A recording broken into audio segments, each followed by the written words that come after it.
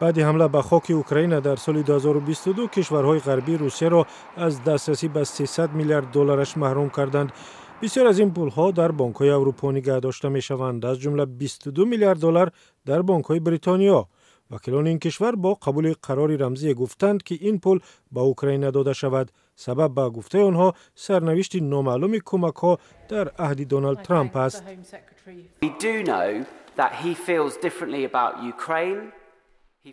ما می‌دانیم که اندیشه او درباره اوکراین، درباره امنیت اروپا و روسیه دیگر است. در صورت کاهش کمک و یا احتمال کاهش کمک امریکا، ما باید زودتر عمل کنیم و 300 میلیارد دلار را مصادره کرده به اوکراین بفرستیم.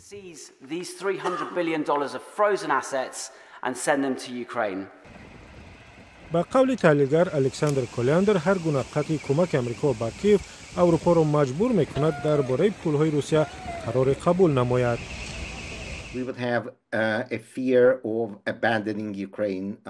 ترس از رها کردن اوکراین به چنگال ماشین جنگی پوتین وجود دارد. در واقع اگر چنین شود به این قرار می‌آیند که پول‌ها را به اوکراین بدهند. با قول کلیاندر، اوکراین می‌تواند برای جلب حمایت ترامپ وعده بدهد که با این پول از امریکا اسلحه می‌خرد.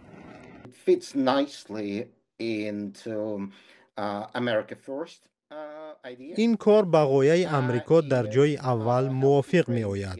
اوکراین اسلحه می گیرد، ترامپ در امریکا امتیاز.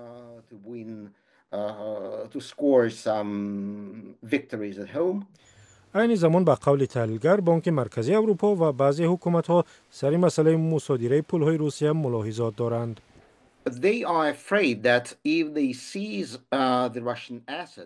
آنها می ترسند که مصادره پول‌های روسیه یا از خود کردن و به اوکراین دادن آنها باوری به یورو را که یک ارز معتبر است از بین میبرد و کشورهای خارجی از خرید اوراق گرانبها و سهام و ارز اروپایی می ترسند.